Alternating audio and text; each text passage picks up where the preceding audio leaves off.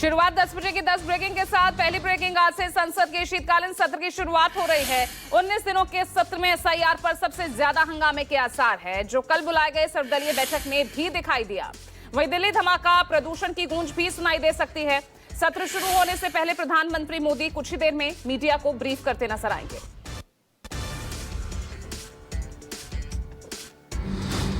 दूसरी ब्रेकिंग, शीतकालीन सत्र की शुरुआत से पहले कुछ देर में संसद भवन में इंडिया गठबंधन के फ्लोर लीडर्स की बैठक है।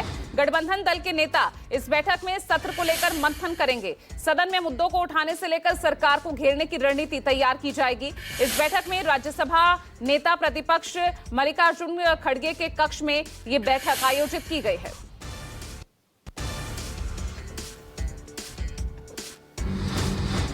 तीसरी ब्रेकिंग, विपक्षियों के हंगामे और विरोध के आसार इस वक्त दिख रहे हैं और संसद में 14 महत्वपूर्ण बिल इस बार पेश किए जाएंगे।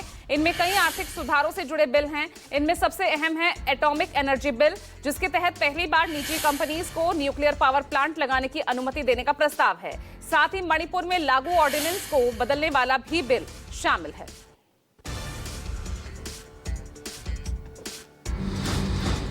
चौथी ब्रेकिंग, आज से बिहार विधानसभा का विशेष सत्र शुरू हो रहा है, जहां प्रोटेम स्पीकर नरेंद्र नारायण यादव नवनिर्वाचित विधायकों को शपथ दिलाएंगे। इसके बाद आज स्पीकर पद के लिए नामांकन की प्रक्रिया शुरू हो जाएगी। महागठबंधन विधायक दल ने सर्वसम्मति से तेजस्वी यादव को अपना नेता चुन लिया है, लेकिन औपचारिक रूप से उन्हें नेता प्रतिपक्ष घोषित किया जाएगा, जहां चुनाव के बाद मुख्यमंत्री नीतीश कुमार और तेजस्वी यादव पहली बार सदन में आमने सामने होंगे। आज से शुरू होने वाला यह विशेष सत्र 5 दिसंबर तक चलेगा।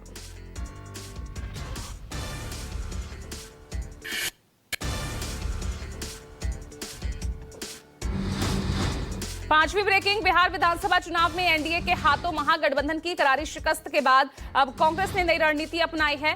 पार्टी अब वोट चोरी के मुद्दे को हथियार बनाकर नीतीश कुमार के नेतृत्व वाली एनडीए सरकार को घेरने की तैयारी में जुट गई है। इसी कड़ी में बिहार प्रदेश कांग्रेस कमेटी ने आज बिहार प्रदेश कांग्रेस मुख्यालय में बड़ी बैठक बुलाई है। ये चुनाव परिणाम आने के बाद प्रदेश कांग्रेस की पहली बैठक होगी।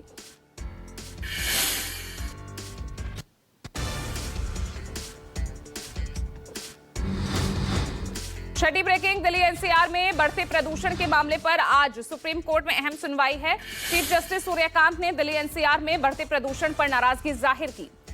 पहले की सुनवाई में अदालत ये साफ कर चुका है कि हवा की गुणवत्ता की समस्या गंभीर है और इसे तुरंत हल करने की दिशा में ऐसे कदम उठाने चाहिए जिसका प्रभाव लंबे समय तक रहे।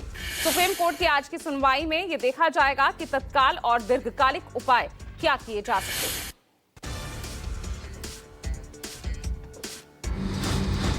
सातवीं ब्रेकिंग, छत्तीसगढ़ के दंतेवाड़ा में 37 नक्सलियों ने सरेंडर किया है, जिसमें 12 महिला नक्सली शामिल हैं। 26 जवानों की शहादत के जिम्मेदार भीमा ने भी हथियार डाल दिए हैं। इनमें 27 नक्सलियों पर 65 लाख रुपए का इनाम घोषित था। सरेंडर करने वाले नक्सलियों को सरकार की पुनर्वास नीति के तहत 50,000 रुपए की तत्काल सहायता राशि दी जाएगी और इसके साथ ही स्किल डेवलपमेंट, ट्रेनिंग, कृषि भूमि और सामाजिक पुनर्वास जैसी सुविधाएं भी सुनिश्चित की जा रही हैं।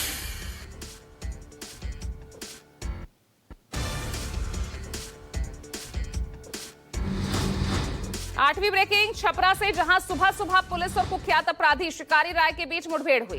पुलिस लाइन के पास हुए हत्याकांड के मुख्य आरोपी शिकारी राय के पैर में गोली लगी है।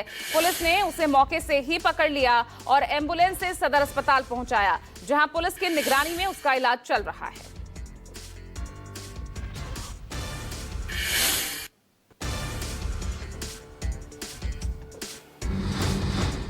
नौवीं ब्रेकिंग, दक्षिण पश्चिम बंगाल की खाड़ी में बना चक्रवाती तूफान दितवा कमजोर होकर डीप डिप्रेशन में बदल गया। चेन्नई स्थित क्षेत्रीय मौसम केंद्र की माने तो चक्रवात उत्तर तमिलनाडु पुडुचेरी तट से केवल 20 किलोमीटर की न्यूनतम दूरी पर है और धीरे धीरे आगे बढ़ेगा। तमिलनाडु में तूफान ने भारी तबाही मचाई है। हालांकि अलग अलग घटनाओं में 3 लोगों की मौत की भी खबर है।